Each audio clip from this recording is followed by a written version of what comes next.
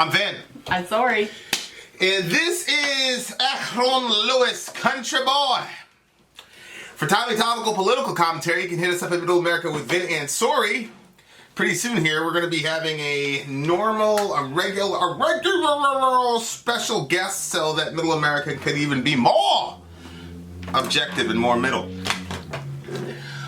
Okay, so you got that. This is for the big homie Randy. Thank you for the patience, my guy. Okay. If you, dear listener, would you like your song review, there's multiple ways to do it. My favorite is the community option. $1 to gets you in at Patreon, where you are able to meet the amazing Leah of the Village, the amazing,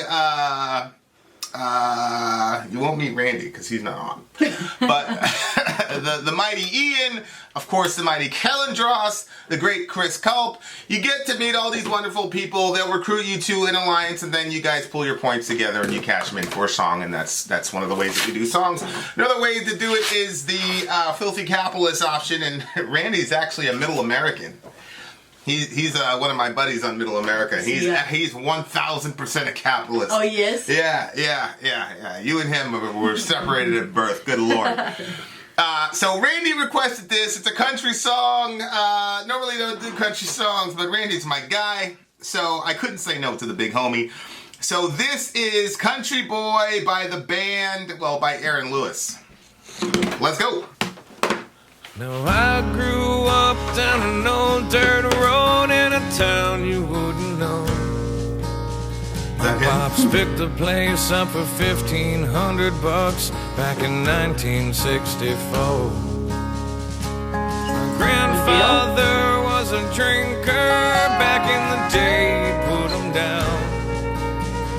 But a war is known to change a man, and the whiskey's known to change a man. Got the lyrics. That's not me. I rarely drink from the bottle, but I'll smoke a little weed. I still live in the sticks where you wouldn't go, in a town of 1,200 off an old dirt road, and a country boy is all I'll ever be. Now it's been 12 years since I sold my soul to the devil in LA. He said, sign your name here on the dotted line, and your songs they all will play. He set up shop on Sunset, he put me up at the marquee. He said, you wanna sell 1,000,000 records, boy? That's George Jones. You better listen to me. He said, change your style, whiten your smile. You could lose a couple of pounds. If you wanna live this life, you better lose that wife. Oh, no. Do you need your friends around? I said, no, that's not me. The biggest things in life are your friends and family. And I like my jeans and my old t-shirts, and a couple extra pounds never really hurt, 'cause a country boy is all I'll ever be. 'Cause Hank taught me just how to stay alive. Catch me out the house without my 9 or 45. I got a big orange tractor and a diesel truck. My idea of heaven's chasing whitetail bucks, and as a country boy, I know I can survive.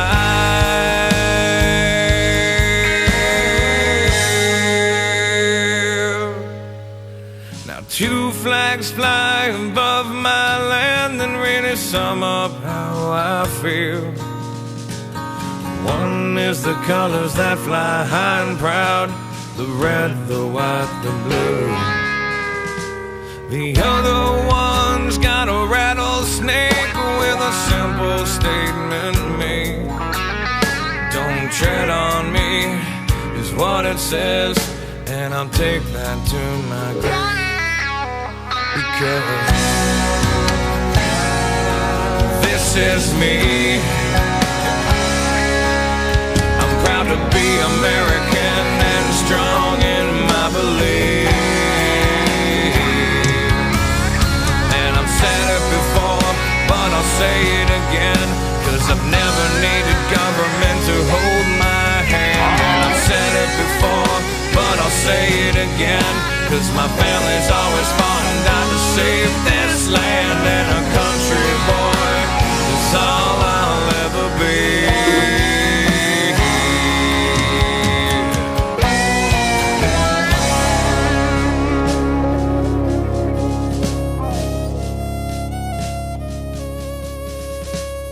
I love my country.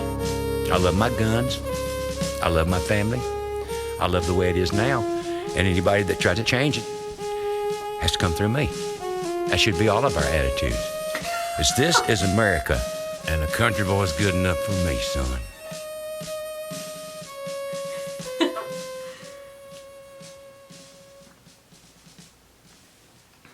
I think that guy just died.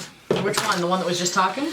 Yeah. Or the guy that was singing? There was, he said, let me hit him up again. Charlie Daniels, yeah. Didn't we do a song with Charlie Daniels recently? I don't have any recollection of that. Well, you weren't there. That must not have been Charlie Daniels. What do you mean I wasn't there? There was a guy, a country guy that died, and I got a text from Jay or something like that. He's like, yo, this guy just died. Yeah. And so-and-so was asking if you could do it, and you were asleep, so I went in and did the thing. Oh, rude. But you were asleep, babe. Okay, so I like country, and I always have. No, I went through a little phase where I didn't, but I still do like it. I really wanted him to go a little crazier with his voice. I was waiting for that. Let loose. I've seen him live. Yeah. Okay, so here's the thing. He was in a band called Stained. Okay. This guy here. Mm-hmm. This is Aaron Lewis. He was in a band called Stained. They're a new metal band, and I actually saw them live. I actually saw them live before I saw Korn live, because it was Korn Sick and Twisted tour in 2000, and it was Mindless Self-Indulgence, which was a silly band. Then Stain got on. Stain killed it. Was he the vocalist? Yeah, and he can sing. Like he was. I don't want to say he was holding back here, but when you say like you wanted to see him, I could tell that he can go somewhere with that. Yeah, he was in my opinion. I was like, let loose, let loose, let loose. He was one of the best vocalists in the new metal era. This guy. A lot of people came out, started sounding like him after he. Really? Yeah, so he had this really is good after style. that. Oh yeah, this is much later. He was talking about 12 years ago. The devil made him sell his soul, or something like that, which he was probably talking about Fred Durst. You know, Limp Bizkit, because they were signed to Limp Bizkit's record label. Stained was. I want to hear what he sounds like. Yeah, so we'll probably do a Stained song at some point, but he had some bangers on there, and they did a really, that was they did a really, really good job, because they were up before Korn, and in 2000, man, Korn fans were intolerable. I've been to Korn shows where we were booing people off the stage, puddle of mud, we're like, get off the stage, where's Korn? These guys got on, man. They rocked it. They killed it. What year did this come out? Sounds recent. Okay, 2010. This came out 2010. So 12 years from 2010 to be 98. So yeah, he's definitely talking about Fred Durst and all that stuff. So I like the calm, I guess you could say. See, now I'm split, because I like the calm of the country sound and what they talk about, growing up on an old dirt road, you know what I mean, stuff like that. I like that. Now I have a different feel because I've been around you so long. So, what do you mean? Well, now I feel like I just feel like, well, wait a minute. What kind of flag are you flying in the back of your truck? You know what I mean? It's definitely, it's a weird feeling, because it was always 100% relaxing to me before, but now I'm a little bit Well, we're looking for houses. Yeah. We have this very strange ritual where we'll look at a house and be like, oh, that's good. But then we work during the day, and then we got practice at night. You guys wait till the sun comes out. On my side. On my side. And then, so then at night, like 12, 1 o'clock at night, we're looking at these houses. So we're rolling up in these people's driveway at like 12, 1 o'clock at night. It's funny. You might see your brother on CNN. But, yeah, no, I hear what you're saying. There's definitely a different angle to it. But, you know. And it's interesting, too, because in my mind, like, a country boy was like the epitome of masculinity. And so, like, I see now that there are different types of masculinity, because I still think that the country boy, like, you know, he's got his gun, he's trying to get the deer, you know. Yeah. What are you saying? Oh, but like you're not like that. You're not like walking around with your with your guns trying to catch some deer or driving your truck around, but you're the most masculine man I've ever met in my life. So it's like redefined it for me somewhat, but I still appreciate the sound of country, and it just has a different feel to me now. I mean, different feel. Well, because like when I see it, you know, I've kind of expressed this to you before. I wonder, like, wow, they're gonna be driving their truck. What kind of flag are they flying in the back of their truck? Oh. You know, like. Oh, yeah. I saw a dude with a MAGA hat on while I was working on the song, so I'm like, doing this. He just stopped and looked at me. Oh. I said, "What's up?" Did you really? No, I was working on the song. I didn't care. Yeah, well, it depends. Sometimes you get in certain moods where you're like. Well, I mean, right after the Floyd thing, I was, you know, Yeah. I had a couple interesting interactions at the store or whatever. Yeah, I mean, it's kind of a really sad state of affairs in our country right now, to where, because I used to live in Florida, and like I said, in Gantry Street, there was that, like, we lived on a dirt road. Mm-hmm. It was a wonderful house, but the reason we got such a massive house was because it was in the middle of nowhere. You know, now that we're looking for houses, it's like, oh, you know, this is a great house. Yeah, it's in the middle of nowhere. Mm-hmm. So, location. But I just, it's hard to differentiate. Look, I came up a certain way. I'm not saying I'm just saying, you know, I've told this story a million times. Like, our neighbors, you could tell that they lived there their entire lives, and that's all they knew. Mm-hmm. So we roll in as this black family. We have a giant Confederate flag over there, and we lived there, I think, for 2 years. They never said a single word to us. Wouldn't nod to us anything. They just, you know, it was basically, you stay over there, we'll stay over here. That's what I'm saying. Well, and then my mom backed the car into the ditch, mm-hmm. and sure enough, those same people rolled up, didn't say anything, hitched my mom out, and got her out. And then my mom tried to pay them, and they said, "No, ma'am," and off they went, and they never spoke to us again. I don't think if their daughter showed up with me at the porch that they would be happy. Mm-hmm. But you know what I mean? Like, everything has become either or now. Like, it's either you're a complete social justice warrior or you're in the KKK. Like, there's no spectrum. There's no, like, and there's no, like, understanding of people, and there's no, you know, that we've completely lost that, because our current situation is so acerbic that people, you know, and we've divided into tribalism, and people, you know, and that's one of the reasons why I have race, you know, even explicitly racist people, and I'm not gonna remove them from the forum, because I think people can change, and the other thing is that, again, like, I don't want to lose. Okay, so this song is about, I can tell where he's coming from, because he's in this band, he's in this big rock band. They were very, very big. I mean, they were on a tier kind of, especially around when I came into nu metal. They were up there. They had carved out their own little thing, and they were up there, and people really took that band seriously, and they took him very seriously as a vocalist. So, you know, but I guess the whole time, which is kind of that's the most shocking thing to me. Like, I guess the whole time he felt like he wasn't being completely true to himself. Is what I got from the lyrics, you know? It's been 12 years since I sold my soul to the devil in LA. He said, sign your name here on the dotted line. He said, change your style, whiten your smile. You could lose a couple pounds. Yeah. Yeah. I could see Fred Durst doing all of that and saying all of that. And, you know, lose that wife. Do you need your friends around? You know. As if.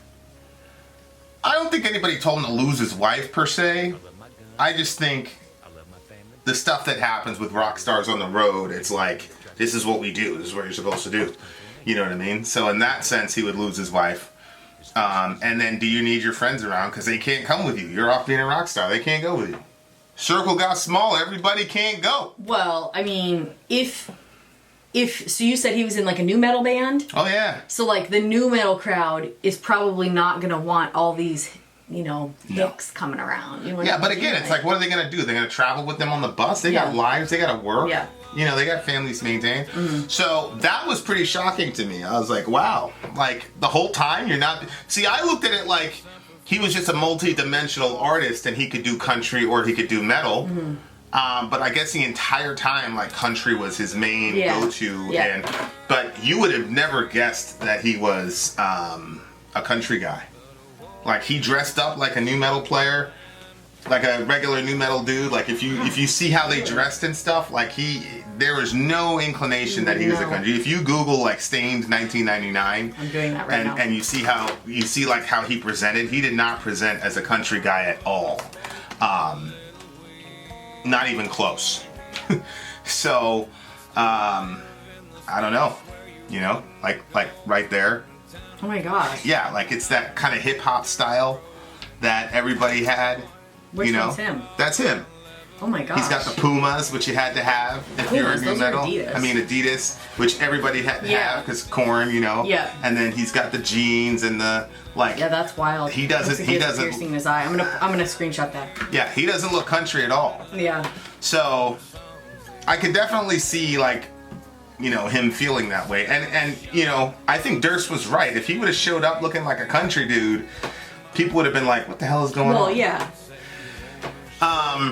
So I think it's important, like, for people to get back to their roots. I think that's important to people. There's a picture right here of him and Fred Durst. There's Fred Durst right there. And like, I don't even know why he was even in that freaking thing, to be honest with you. Yeah, like, look, he's got the, you know, skater, like, look at the oversized pants. Look at those pants. Like, that's not, that's obviously not him. But that was the look back in the day. But he said, I like my jeans and yeah, my t-shirts.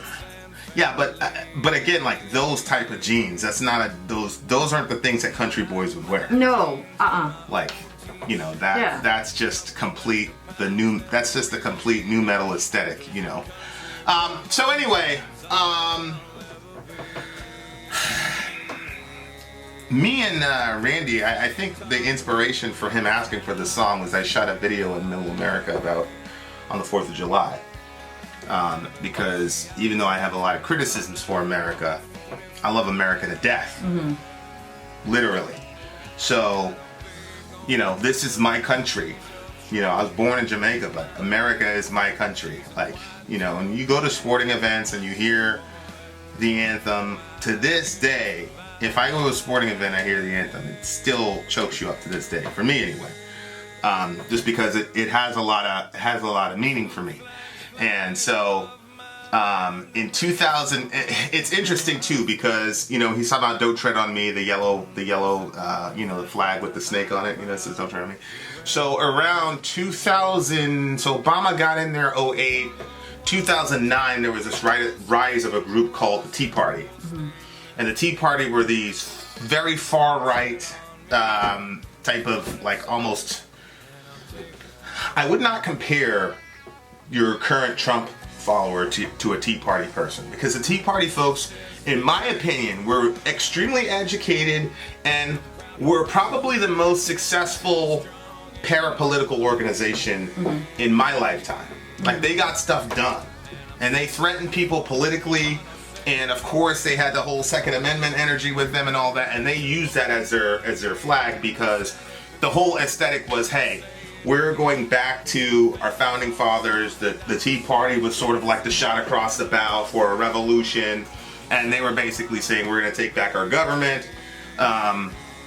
And of course, people were saying, "Oh, now you want to have what do you mean take back your government? Oh, now we got Obama, and now all of a sudden you want to create this party." But that had been brewing under the surface for years. Mm-hmm. And the Tea Party, if you really listen to what they were saying, they had massive criticisms for Bush, even prior, more so than Obama, because Obama had just started. And the housing crash had happened. So on the right you had the Tea Party, mm-hmm. and on the left you had Occupy Wall Street. And as is always the case, the right-wing side of it was a lot more sophisticated, mm-hmm. and Occupy Wall Street just fizzled out and died. But the Tea Party, they used real political energy and intrigue, and they got a couple politicians. But anyway, the point is, they used that flag. And then, of course, this comes out in 2010, 2011. He wrote this song 2010, 2011. And so... Pantera put that on one of their things, too, didn't they? Oh, yeah. Metallica had a song on the Black Album called Don't Tread on Me. Mm-hmm. So be it, threat no more, to support pieces, to secure pieces, to prepare for war. So be it, settle the score, touch me again for the words that you will have evermore. Don't tread on me. So... people are trying to say that flag is racist because they're trying to call the entire Tea Party movement as racist because the Tea Party movement arose after Obama, and they're saying that that's racist. But the Tea Party movement was not about Obama per se. It was about trying to get back to, that was like the rise of Glenn Beck and all the rest of it. So my point is, people like this, simple people who love their country and like to hunt and all these things, they're being marginalized now. And a lot of the marginalization has to do with the media on the left and the right. Because you do have racists in the right-wing media, like Tucker Carlson's guy just got, terminated a couple weeks ago because he was on a message board talking, whatever. And he was a main writer for Tucker Carlson, and Tucker Carlson's like the most popular dude on Fox. So like... And in the left-wing media, right from the beginning, if you voted for Trump, you were a horrible racist and you were terrible and yada, yada, yada. Mm-hmm. So now if somebody's flying the flag high, and then, of course, the Kaepernick thing where the right-wing media made the Kaepernick thing about the flag when it was not about the flag, and the right-wing media refused to acknowledge the nuanced way in which Cap was protesting, and they tried to make it about the flag and honoring and dishonoring the flag. And of course, for simple people who love their country, they're gonna be like, well, shit, if it's against the flag, fuck that guy. I love the, So it just, both sides of the media really did a number on this country and has really separated us from each other. You know what I mean? If they continue to do so. If the right-wing media would have said Kaepernick is not protesting the flag or the anthem, Kaepernick is saying that we are not living up to the ideals of what the flag should represent. Right. And they presented it in a really balanced fashion, then there would be a lot less tension between the two groups. But now what's happened is, so then Drew Brees comes out and says, I can't tolerate the disrespect of the flag, yada yada yada. Everybody jumps on it, and both sides are like, I can't believe this. Yeah, that wasn't the point at all. So the BLM side is like, that was never the point. We never said anything about the flag. What the hell are you talking about? And then the right-wing side is saying, oh my God, poor Drew Brees, look what happened just because he stood up for the flag. And all of this has to do with the media. Because, look, Fox News and MSNBC and all the rest of it, those guys make way more money if there's conflict. If there's peace, then you're not going to have any, people jump. But if you create, these people have manufactured this divide in our country, and then they have cashed in on the conflict. Yeah. And it's come to the point where we're no longer able to look at a person as a person within themselves. Mm-hmm. And you're no longer able to look at a guy like this who's celebrating. Why is it wrong to celebrate what you're about and where you come from and all that without the undertones of the ugliness that we've seen in the past, 8 years or whatever. And I place that squirrel, and you see it on Middle America. If I post something that criticizes Trump, people go crazy, and you see racist stuff in the comment section. If I say something that Trump did well, which he has done things well, people go crazy, and they can't. People cannot process. People want to believe that everybody's all of one thing, and so So in the end, when he says, "I love my country, I love my guns, I love my family, I love the way it is now," anybody who tries to change it has to come through me. That should be all of our attitudes, because this is America. A country boy is good enough for me, son. It's that like old school, like kind of Wild West type of thing. Yeah. And I understand it can be dangerous, but I think for some, guns have a different connotation to me. But that's based on life experience. For a lot of these folks, guns to them represent self-sufficiency. Yeah, he said something about like I can. What did he say? You can. He said something about like. As a country boy, I know I can survive. Yeah, there we go. Right. So the gun is a symbol of self-sufficiency. In regard to being able to kill your own food. And be able to protect your family, and then to be able to resist government tyranny. Yeah. Which I think Waco has demonstrated that the government really wants to get at you. Yeah, they're going to get at you.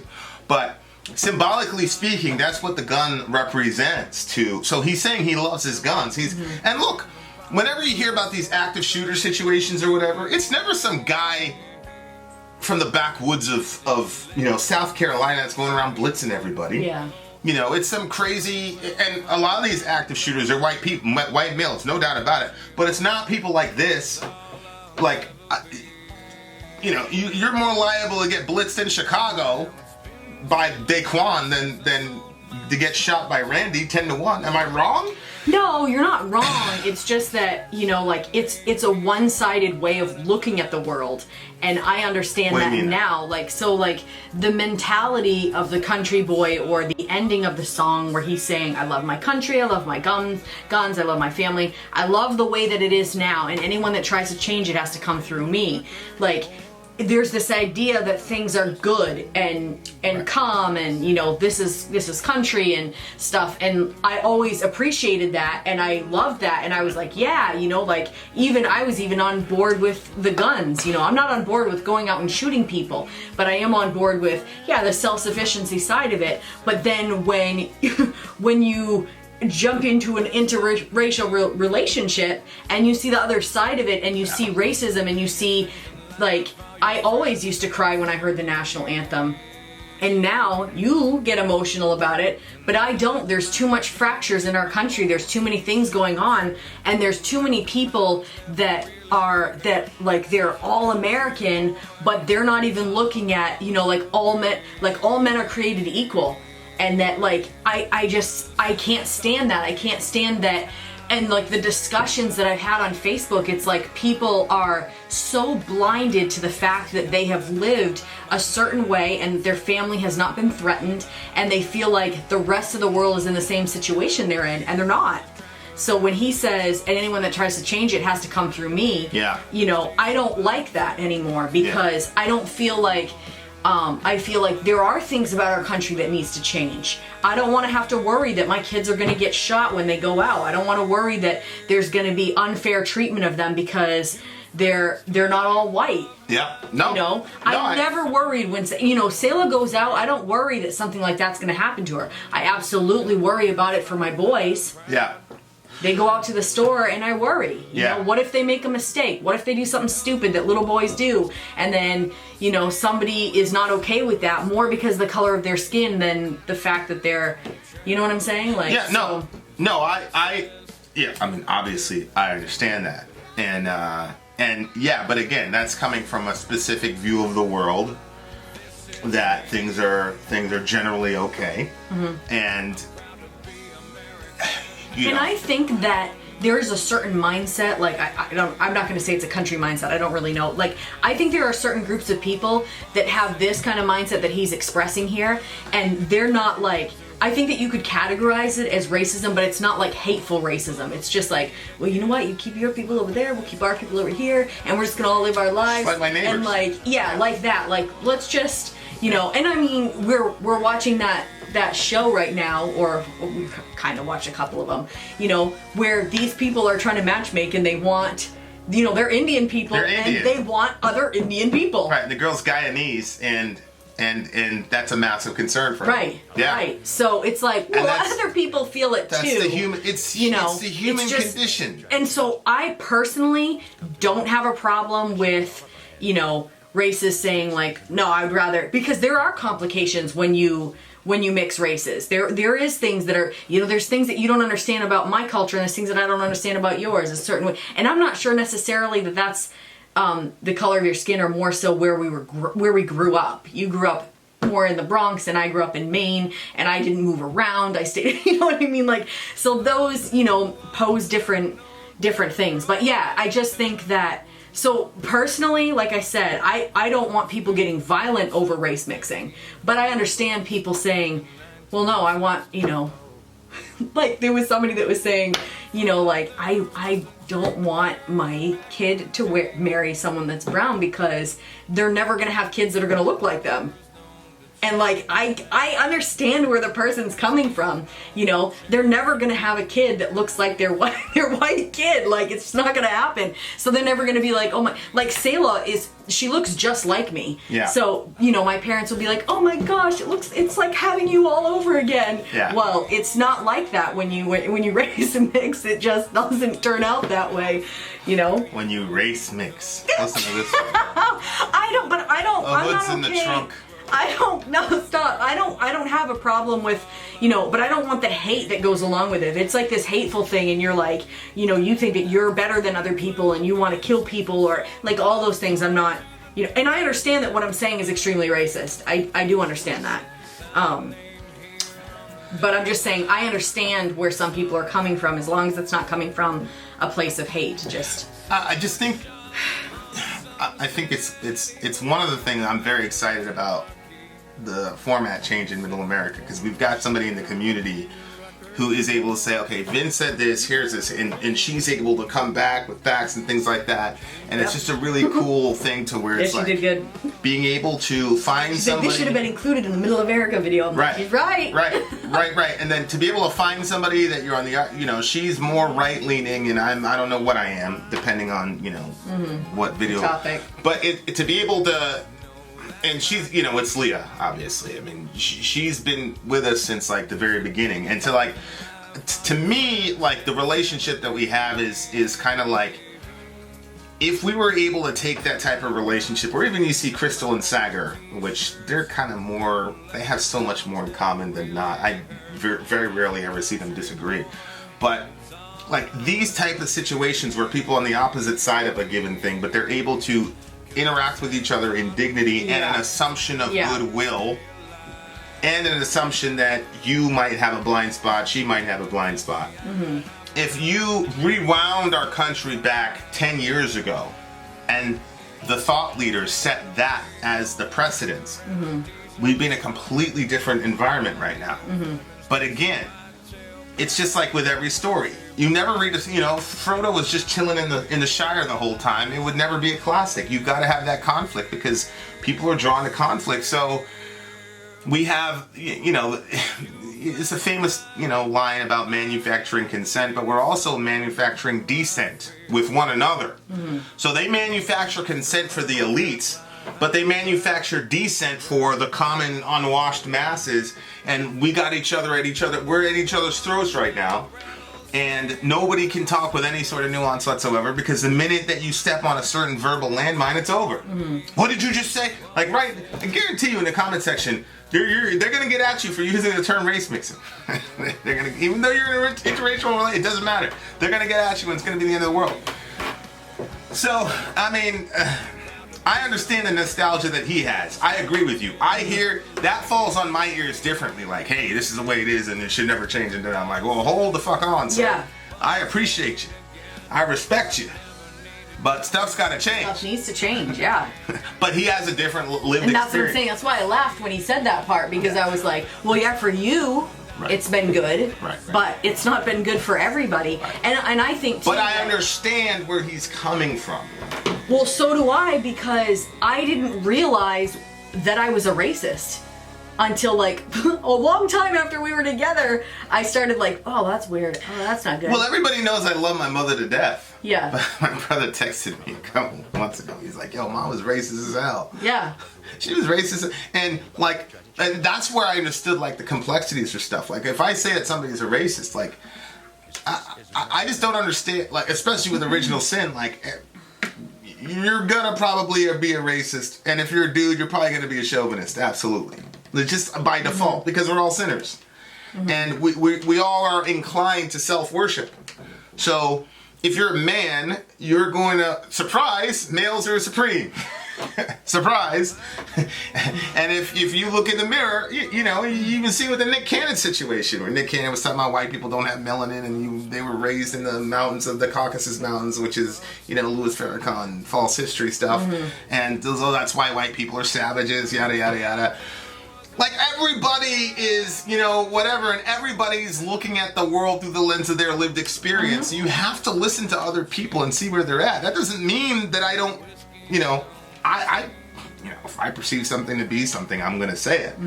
But I've constantly maintained, like, somebody was like, oh, Dimebag had a Confederate flag guitar, and what's-his-face gave a Nazi salute, and they were like, well, he was drunk, and I'm like, yeah, like people say what they mean when they're drunk.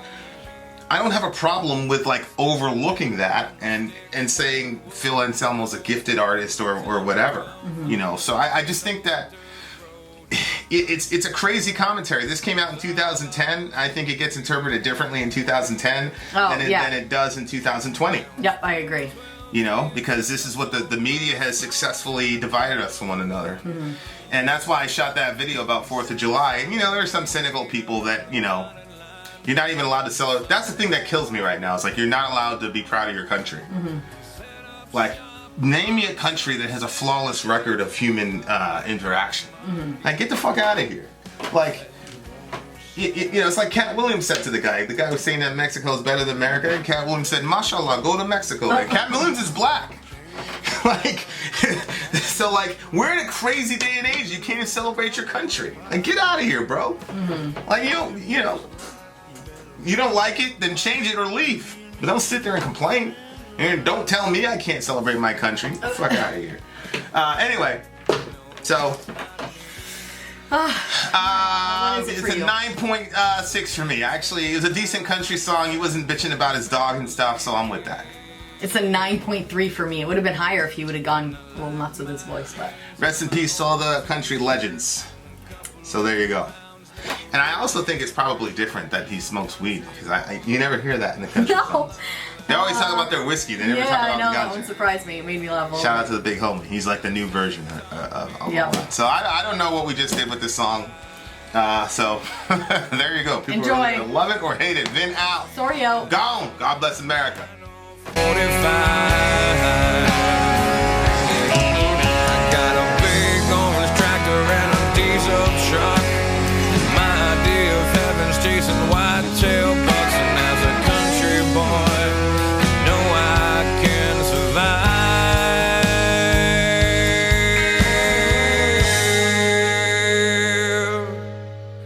Now 2 flags fly above my land and really sum up how I feel. One is the colors that fly high and proud, the red, the white, the blue. The other one's got a rattlesnake with a simple statement to me. Don't tread on me is what it says, and I'll take that to my grave. Because this is me. I'm proud to be American and strong in my belief. And I've said it before, but I'll say it again, 'cause I've never needed government to hold my hand. And I've said it before, but I'll say it again, 'cause my family's always fought and died to save this land. And a country boy is all I'll ever be.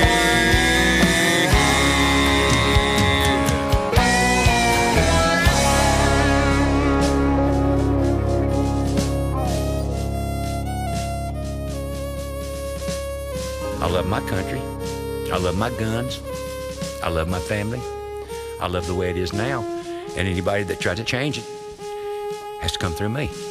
That should be all of our attitudes. Is this is America, and a country boy's good enough for me, son.